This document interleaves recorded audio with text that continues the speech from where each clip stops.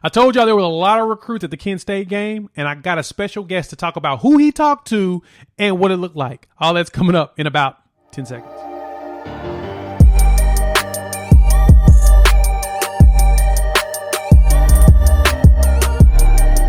What's good, everybody? It's your boy Jay here with Unfair Sports, talking OU football, college football, and sports in general. And in this video, we're going to talk about the recruits that were at the Kent State game and some of them that my boy, special guest, got to run into. Make sure you check this out. All right, let's move on into the next thing. So last game, Oklahoma, when Kent State came to Oklahoma to play, you know, we looked a little, I could say lackluster in the first half. It seemed like we were, quite vanilla for real. But then we turned it up in the second half. And you were actually there with a lot of, at the game. And you were there and you came across some recruits. Who did you have there? And did you have any interesting conversations you would like to share with the audience? Yeah. So, for those of you who know, I got to interview Kaden Green. So he was one of the big guys that I've been talking to. We chat all the time. And so I got to meet up with him. I got to take a picture of the game, which if you guys have not seen this picture, you all need to see this picture because I am 6 foot, 177 pounds. And this man is supposedly listed at 6'5", I want to say it was 270.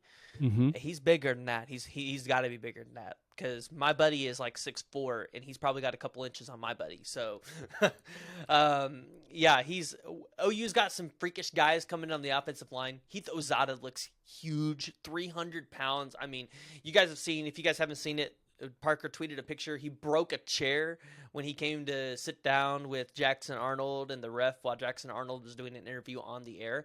But something that Kaden Green and I talked about that was actually pretty interesting was I asked him how he was going to work on preparing himself to move to the college game, a Power 5 game, to potentially move to the SEC when he comes to Oklahoma. Because that's kind of something that I've left out of my interviews that I've kind of really wanted to hear from the guys, especially with, well, hold on, I'm going to save that question for the next guy. But one of the things we talked about was his strength and conditioning coach at Lee Summit North played at Oklahoma under Smitty. So as soon as the season ends, they're going straight into Smitty workouts. And before he gets to campus, he's hopefully going to, at least be a little bit prepared, be a little bit ready, also be a little bit more built, right? This whole season is working to prepare to get here, but also to just kind of work on a little bit of those techniques that he needs to get better at. But ultimately, when I hear things like that, I'm like, oh, you got a really good guy. He's a highly rated 4-star, on the border becoming a 5-star. And those are the kind of things that, yeah, he might not be a 5-star at the end of this cycle, but he's going to be a hidden 5-star. So I know fans love the 5 stars.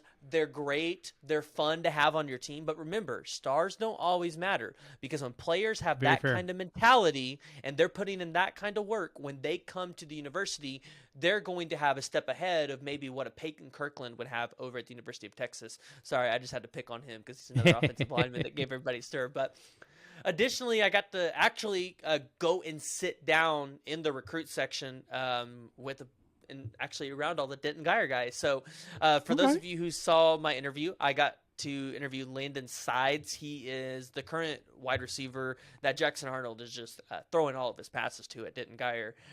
He moved up from the coastal part of Texas up to Denton Guyer because his dad is a coach up there now, one of the coaches. And so Jackson Arnold was sitting in front of us. I didn't bother him because he was there with his girlfriend and his family, so I didn't want to bother him while he was enjoying the game and everything. But Ryan Yates and Peyton Bowen, I think they said another guy named Elijah, were all right here as well in front of me, right? And they were kind of like looking back and stuff. And, right.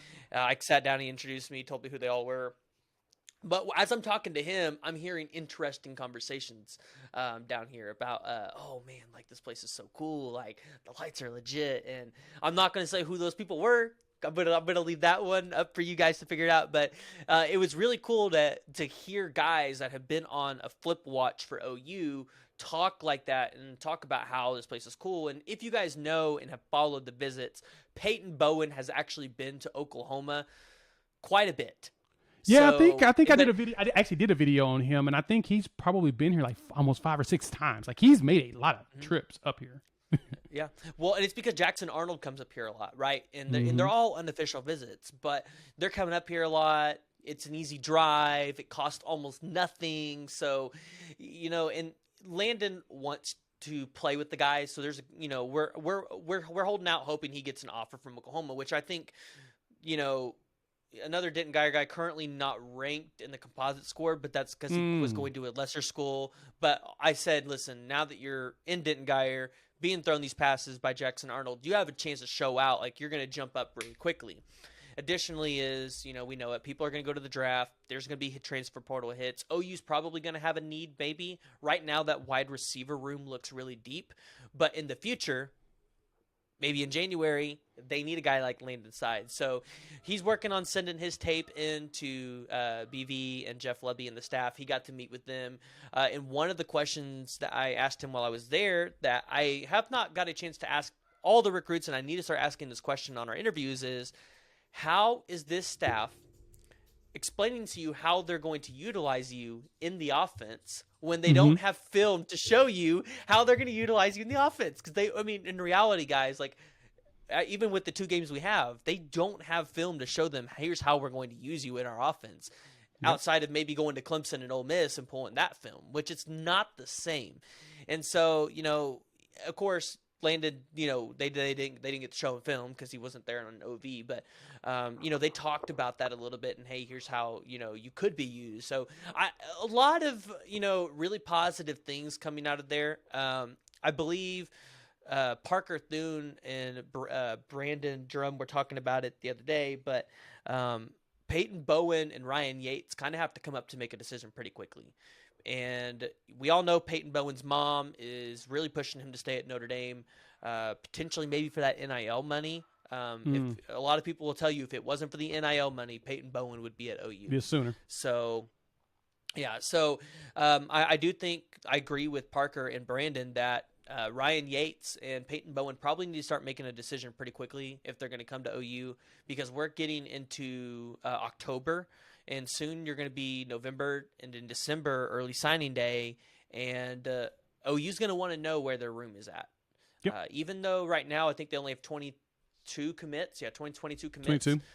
They still need to find defensive linemen. They still need to get safeties and whoever else. So if those 2 guys can't make a decision, they'll probably give Peyton Bowen a little bit longer to make a decision because he is a 5-star, but Ryan Yates probably needs to make that decision pretty quickly. So, and I would expect it to, right? If Notre Dame keeps not performing well, if Texas A&M keeps not performing well, I think that works really well in OU's favor. Additionally, LSU hasn't done extremely well either this season so far.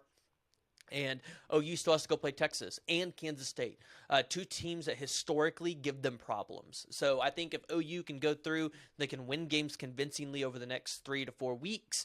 I think that potentially helps a lot in those 2 commitments.